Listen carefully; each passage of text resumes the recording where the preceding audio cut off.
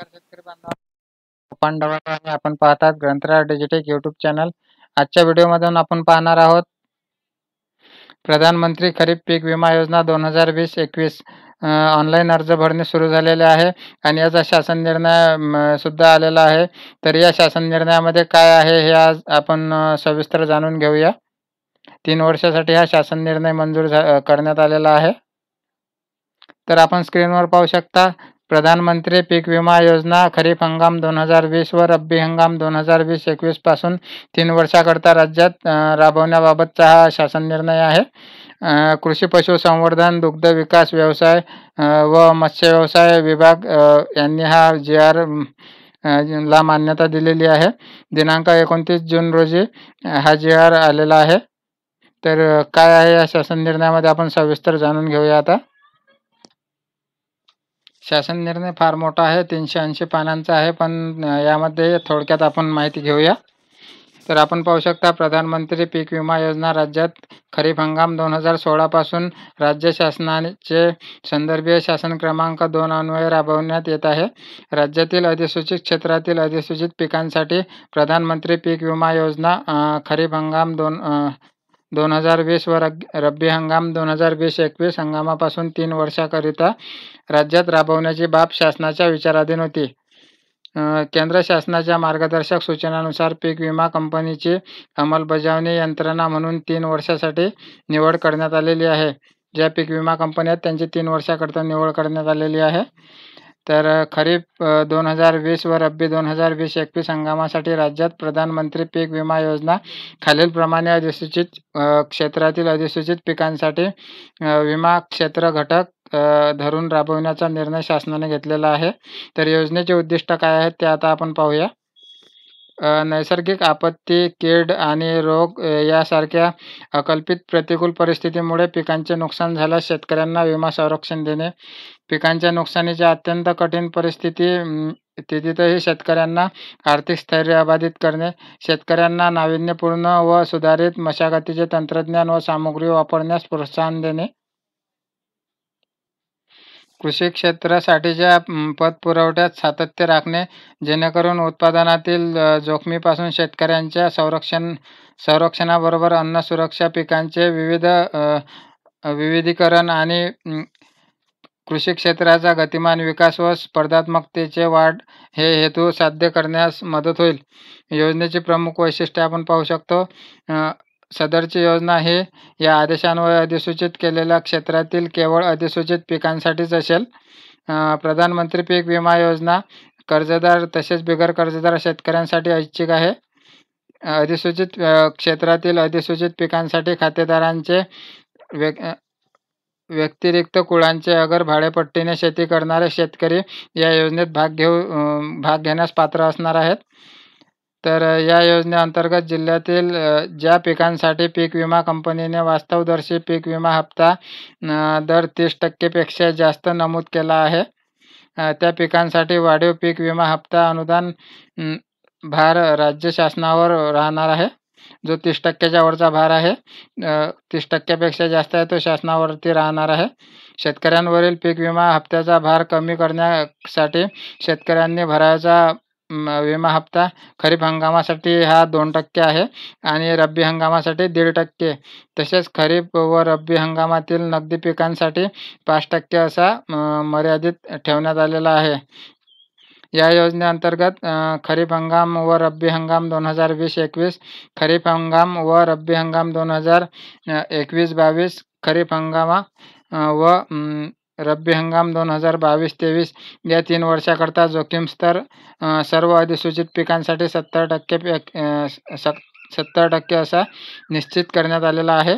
अधिसूचित क्षेत्रातील अधिसूचित पिकांचे उंबरठा उत्पादन हे मागील 7 वर्षापेक्षा सर्वाधिक उत्पन्नाच्या 5 वर्षाचे सरासरीचे उत्पन्न गुणले त्या पिकांचा जोखीम स्तर विचारात घेऊन निश्चित केले जाईल। उंबरठा उत्पन्न हे संपूर्ण 3 वर्ष कालावधीकरता स्थिर असेल। तसेच विमा कंपनीने सादर केलेला विमा हप्ता दरही हा संपूर्ण 3 वर्ष कालावधीकरिता स्थिर असेल। योजनेच्या बाबी आपण पाहतात. योजनेअंतर्गत खालील बाबींचा समावेश करण्यात आलेला आहे. एक, खरीप हंगामाकरता हवामान घटकांच्या प्रतिकूल परिस्थितीमुळे पिकांची पेरणी किंवा लावणी न झाल्यामुळे होणारे नुकसान. पिकांच्या हंगामामध्ये हवामानातील प्रतिकूल परिस्थितीमुळे पिकांचे होणारे नुकसान.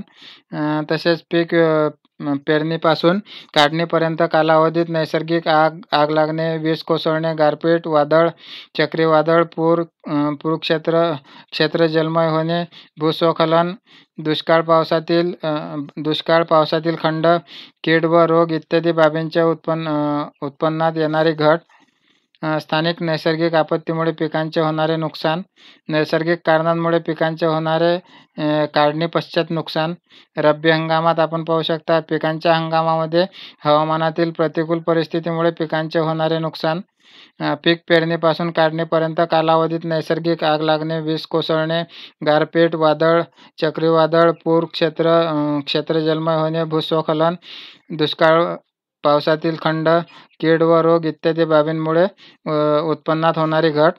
स्थानिक नैसर्गिक आपत्तीमुळे पिकांचे होणारे नुकसान. नैसर्गिक कारणांमुळे पिकांचे होणारे काढणी पश्चात नुकसान. आता आपण पाहू शकता योजनेत समाविष्ट पिके व शेतकरी. या योजनेअंतर्गत अन्नधान्य पिके, गळीत धान्य पिके व नगदी पिकांना विमा संरक्षण मिळेल. सदर योजना राज्यात शासनाने खरीप व रब्बी हंगामासाठी अधिसूचित केलेल्या महसूल मंडळ, गट किंवा तालुका स्तरावर खालील अधिसूचित पिकांसाठी राबवण्यात येणार आहे. आपण पाहू शकता पीक वर्गवारी. तृणधान्य व कडधान्य खरीप हंगामासाठी आहेत. भात, खरीप ज्वारी, बाजरी, नाचणी, रागी, मूग, उडीद, तूर व मक्का. तसेच गळीत धान्य आपण पाहू शकता भुईमूग, कराळे, तीळ, सूर्यफूल, सोयाबीन. तसेच नगदी पिकांमध्ये आपण पाहू शकता कापूस आणि कांदा हा आहे. तर रब्बी हंगामासाठी गहू, ज्वारी, बाजरी, बागायत, जिरायत, हरभरा, उन्हाळी भात. तसेच गळीत धान्य पिकांमध्ये आहे उन्हाळी भुईमूग. तसेच नगदी पिकांमध्ये कांदा आहे. राज्यात अधिसूचित क्षेत्रासाठी उन्हाळी भात व अधिसूचित करण्यात आले असून यासाठी उंबरठा उत्पन्न व चालू वर्षाचे सरासरी उत्पन्न हे तांदूळ गृहीत धरून निश्चित केले जाते. पीक निहाय विमा हप्ता दर व विमा हप्ता अनुदान आपण खाली पाहू शकता. या योजनेअंतर्गत विमा हप्ता दर हा वास्तव दरशी दराने आकारला जाणार असून तो 3 वर्षासाठी स्थिर राहील. तथापि सर्व शेतकऱ्यांसाठी खरीप व रब्बी हंगामासाठी भरावयाचा प्रति हेक्टरी विमा हप्ता दर खालीलप्रमाणे आहे. तर आपण पाहू शकता अन्नधान्य व गळीत धान्य पिकांसाठी विमा संरक्षित रकमेच्या 2% किंवा वास्तवदर्शी दर यापैकी जे कमी असेल तो दर राहणार आहे शेतकऱ्यांसाठी. तर रब्बी हंगामामध्ये 1.5% राहणार आहे. नगदी पिकांसाठी 5% आहे खरीप हंगामामध्ये सुद्धा आणि रब्बी हंगामामध्ये सुद्धा. शासन निर्णय हा फार मोठा आहे, 380 पानांचा आहे. पण आपण थोडक्यात माहिती घेऊया आणि या व्हिडिओचे भाग 1, भाग 2, भाग 3 असे वेगवेगळे भाग करून आपण सविस्तर माहिती शेतकऱ्यांपर्यंत पोहोचवणार आहोत. तर आपण जर चॅनलवर नवीन असाल तर चॅनलला पुढील भाग पाहण्यासाठी आजच सबस्क्राईब करून घ्या. तर आता थोडक्यात आपण पाहूया कोणत्या जिल्ह्यांसाठी कोणती कंपनी राखून दिलेली आहे ते. तर आपण या ठिकाणी पाहू शकता अहमदनगर, नाशिक व चंद्रपूर या जिल्ह्यांसाठी जी विमा कंपनी नियुक्त केलेली आहे ती आहे भारतीय AXA जनरल इन्शुरन्स कंपनी. तसेच सोलापूर, जळगाव, सातारा या जिल्ह्यांसाठी सुद्धा भारतीय AXA जनरल इन्शुरन्स कंपनी आहे. तसेच परभणी, वर्धा, नागपूर या जिल्ह्यांकरिता रिलायन्स जनरल इन्शुरन्स कंपनी आहे. त्याचप्रमाणे जालना, गोंदिया व कोल्हापूर या जिल्ह्यांकरिता रिलायन्स जनरल इन्शुरन्स कंपनी आहे. तर नांदेड, ठाणे, रत्नागिरी, सिंधुदुर्ग या जिल्ह्यांकरिता IFFCO Tokio general insurance company आहे. तर औरंगाबाद, भंडारा, पालघर, रायगड या जिल्ह्यांकरिता HDFC एर्गो इन्शुरन्स कंपनी आहे. तसेच वाशिम, बुलढाणा, सांगली, नंदुरबार या जिल्ह्यांकरिता रिलायन्स जनरल इन्शुरन्स कंपनी आहे. त्याचप्रमाणे हिंगोली, अकोला, धुळे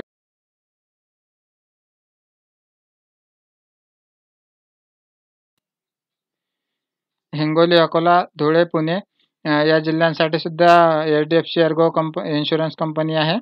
तसेच यवतमाळ, अमरावती, गडचिरोली या जिल्ह्यांकरता IFFCO Tokio general insurance company. Osmanabad आहे Bajaj Allianz insurance company. Latur जिल्ह्यासाठी आहे भारतीय कृषी विमा कंपनी. तसेच बीड जिल्ह्याकरता अजून कुठलीही कंपनी नियुक्त करण्यात आलेली नाही, तर प्रक्रिया निविदा सुरू आहे. यासाठी स्पेशल JR निघणार आहे. त्याची माहिती आपण आपल्या चॅनलवर देऊया. त्यासाठी आपण जर शेतकरी असाल तर चॅनलला आजच सबस्क्राईब करून घ्या. तर मित्रांनो, आपल्या चॅनलवर असे शेतकऱ्यांसाठी ज्या योजना येतात त्या योजनांची माहिती मिळत असते. व्हिडिओ जर आवडला असेल तर आपल्या मित्रांपर्यंत नक्की शेअर करा आणि लाईक करायला विसरू नका. तर पुन्हा भेटूया अशाच एका नवीन व्हिडिओसोबत. तोपर्यंत जय हिंद, नमस्कार, जय महाराष्ट्र. खरीप पीक विमा योजना शासन निर्णयाविषयी अधिक माहिती करता भाग 2 शासन निर्णयाचा भाग 2 पाहायला आजच चॅनलला सबस्क्राईब करा आणि लवकरच आपण हा भाग 2 बनवणार आहोत. तर पुन्हा भेटूया. जय हिंद, जय महाराष्ट्र.